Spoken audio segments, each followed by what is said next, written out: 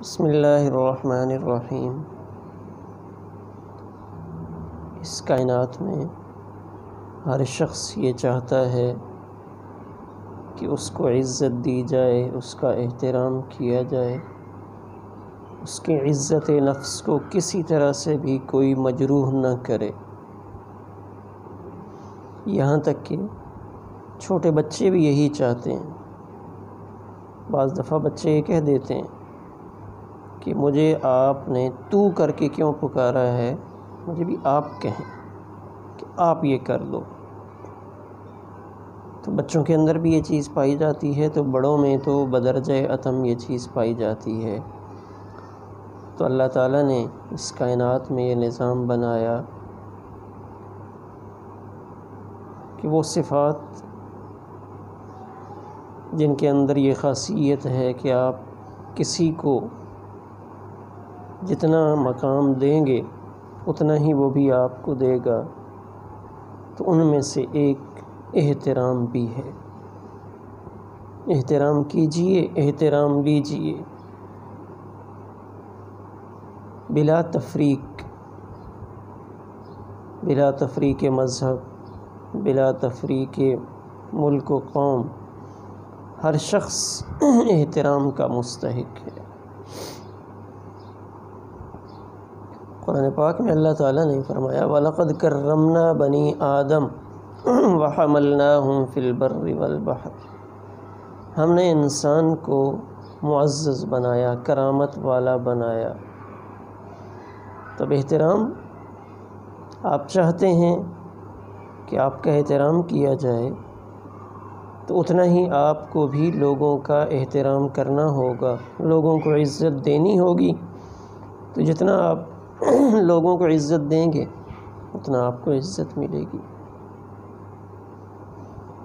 اس میں تفریق نہیں کی جائے گی۔ امام الانبیاء حضرت محمد الرسول اللہ صلی اللہ علیہ وسلم کی حیات طیبہ ہمارے سامنے ہے کہ آپ نے جب بادشاہوں کے نام خطوط روانہ فرمائے تو ان میں سے ایک خط آپ نے ہرقل قیصر روم کے نام لکھا۔ تو ہرقل کے نام پہ آپ نے جو خط روانہ فرمایا اس کے الفاظ، جو اس کا ٹائٹل تھا، وہ ہمیں بتاتا ہے کہ عزت دینے کے لیے مسلمان ہونا ضروری نہیں ہے۔ اس کے مقام و مرتبے کی وجہ سے چاہے وہ کسی بھی مذہب سے تعلق رکھتا ہو، اس کو عزت دینے کی گنجائش شریعت میں موجود ہے۔ تو آپ کے اس خط کے الفاظ، یعنی اس خط میں جو آپ نے اس کو خطاب فرمایا ہے، اس کے الفاظ ہیں من محمد الرسول اللہ الی ہرقل عظیم الروم۔ ہرقل کی طرف آگے ہے عظیم الروم، جو روم کا بڑا آدمی ہے۔ صرف ہرقل بھی کافی تھا، لیکن الی ہرقل عظیم الروم، تو عظیم الروم کہہ کر آپ نے اس کی عزت افزائی فرمائی ہے۔ تو یہاں سے احترام کا درس ملتا ہے۔ اس طرح ایک اور حدیث مبارکہ کے الفاظ کا مفہوم ہے انزل الناس منازلہم، کہ لوگوں کے ساتھ ان کی حیثیت کے مطابق معاملہ کرو، ان کو ان کے مقام اور مرتبے پر فائز رکھو۔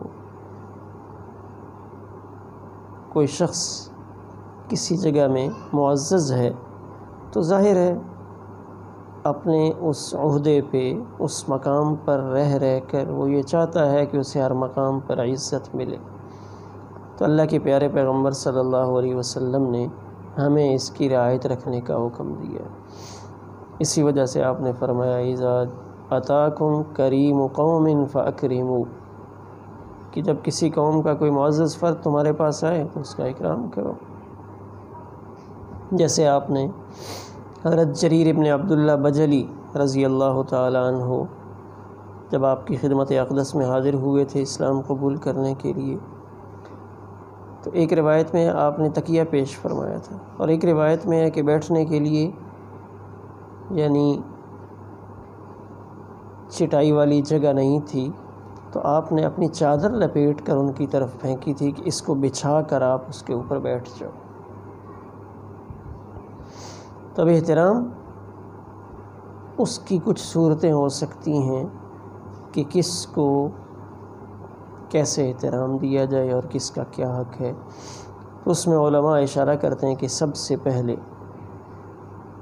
اپنے خالق اور مالک کا احترام، کہ جس اللہ نے ہمیں وجود بخشا اور نعمتوں سے مالا مال فرمایا، اس کا احترام یہ ہے کہ جو اس کے اوامر ہیں، جو اس نے ہمیں حکم دے رکھا ہے، وہ حکم پوری طرح بجا لایا جائے۔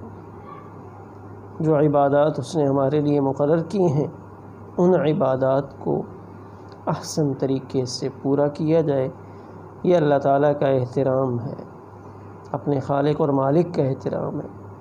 اور ایک ہے دوسرے نمبر پہ ذات باری تعالیٰ کا احترام، یعنی ایک ہے اللہ تعالیٰ کے خالق اور مالک ہونے کی حیثیت سے ہم اس کے تمام احکامات کو بجا لائیں، اور دوسرا اس کی ذات کا احترام، اس کی ذات کا احترام کہ ہم گناہوں سے، معاصی سے، نافرمانی کے امور سے دور رہیں۔ جو چیزیں خالق کائنات کو پسند نہیں ہیں، اس کی ذات کے احترام میں علماء یہ کہتے ہیں کہ ہم منہی کو چھوڑ دیں، نواہی کو چھوڑ دیں، جن سے منع کیا گیا ہے ہم ان کے قریب نہ جائیں، یہ احترام ہے۔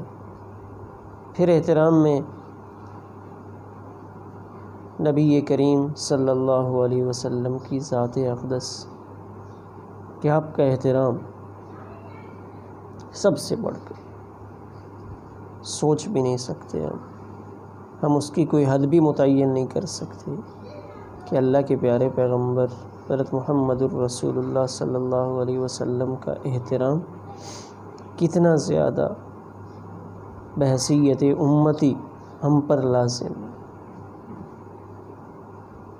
تو آپ کا احترام سب سے بڑھ کر، یعنی اللہ تعالیٰ کے بعد جناب رسول اللہ صلی اللہ علیہ وسلم کا احترام، اس کی بے شمار صورتیں، اس کے واقعات بھی بہت سارے ہیں۔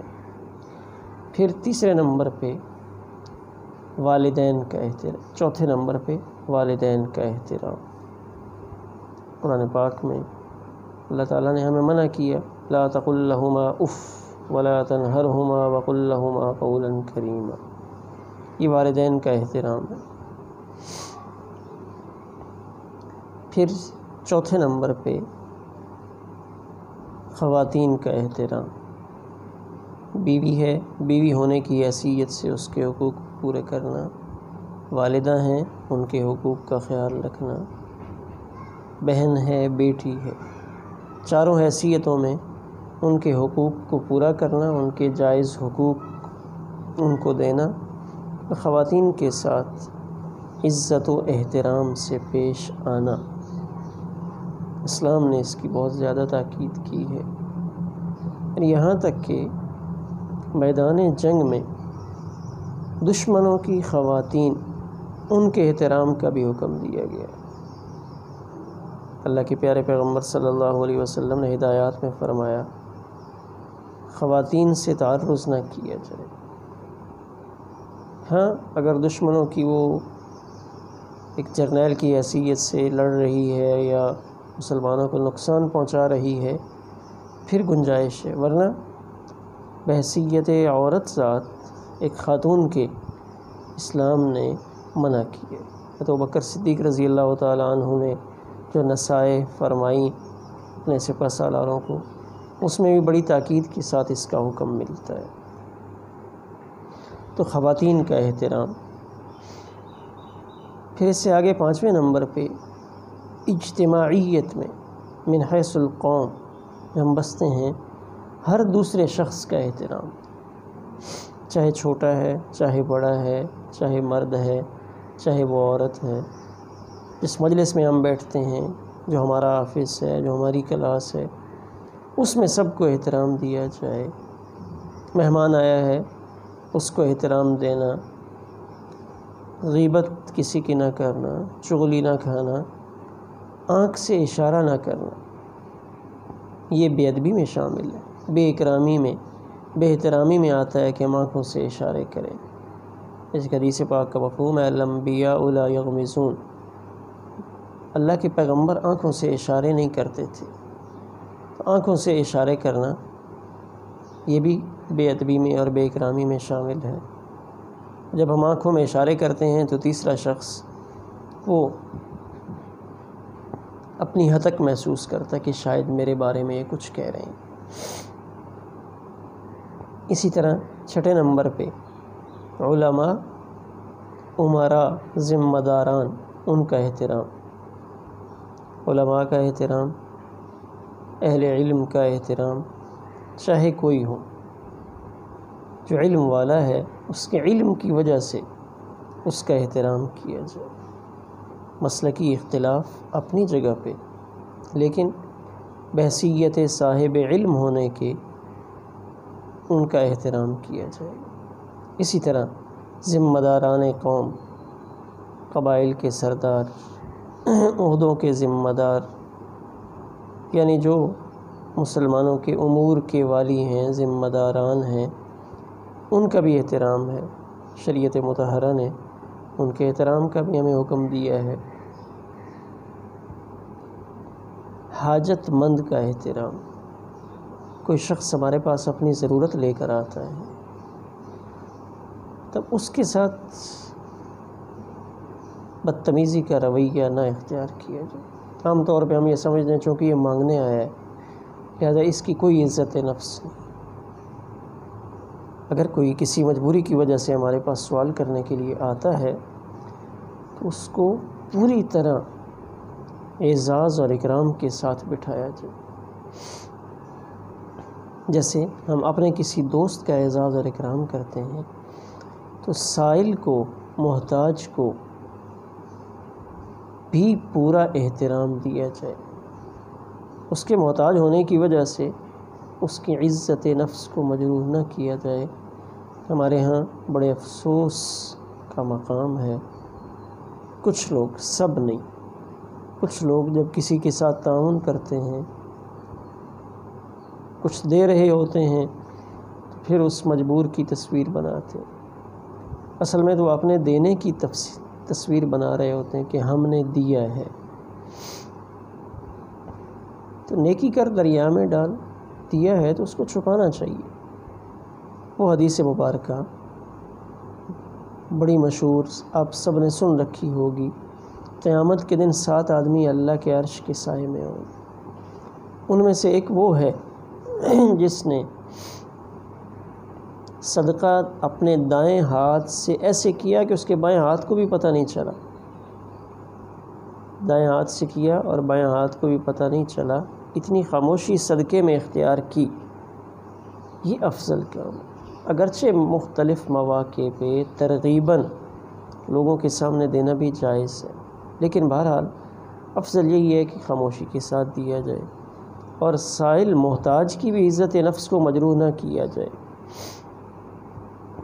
اسی طرح بچوں کا احترام، بچوں کے ساتھ بھی احترام کا معاملہ، یہ نہیں کہ میرا بیٹا ہے، بیٹی ہے، میں جو چاہوں کروں، جیسے چاہوں پکاروں، نہیں۔ بچوں کو آج ہم احترام دیں گے تو وہاں سے بھی احترام ملے گا، لیکن اگر ہمارا رویہ ان کے ساتھ کچھ اور ہوگا پھر ہمیں بچوں سے احترام نہیں ملے گا۔ اسی طرح آخری چیز اپنے ملازمین کا احترام، مال ہمارے کام کرنے والے، تو ان کے ساتھ بھی احترام والا رویہ، وہ ہمارے کام میں معاون ہے، اگر وہ نہ ہوتے تو ہمیں کتنی دشواریاں اٹھانی پڑتیں۔ ہماری فیکٹری میں ملازم ہیں، ہمارے دکان کے ملازم ہیں، ہمارے گھریلو ملازم ہیں، تو وہ ملازم ہمارے لیے کتنی راحت کا سبب ہے۔ تو بحیثیت انسان شریعت نے ہمیں ان کے احترام کا بھی درس دیا ہے تو ملازمین کے ساتھ بھی ہتک آمیز رویہ اختیار نہ کیا جائے کہ تم باہر کھڑے رہو۔ اسی وجہ سے حدیث پاک میں فرمایا گیا کہ جب تمہارا باورچی تمہارے لیے کوئی کھانا بنا کر لائے تو بہتر یہ کہ اس کو اپنے ساتھ بٹھا کے کھلاؤ کہ اس نے تمہارا کھانا پکانے کے لیے گرمی برداشت کی۔ لیکن اگر اتنا نہیں کر سکتے تو اس کھانے میں سے اس کو کچھ دے دو تاکہ وہ بھی اپنے اس محنت سے پکائے ہوئے کھانے میں سے کچھ کھا لے۔ تو بہرحال احترام ایک ایسی چیز ہے جو دوسروں کو دینا چاہیے، جتنا دوسروں کو احترام دیں گے اتنا ہمیں احترام ملے گا۔ تو اللہ تعالی ہم سب کو بحیثیت مسلمان ہر ایک کا، چھوٹے بڑے کا، مرد و عورت کا، غریب امیر کا احترام کرنے کی توفیق عطا فرمائے۔ والسلام علیکم ورحمۃ اللہ۔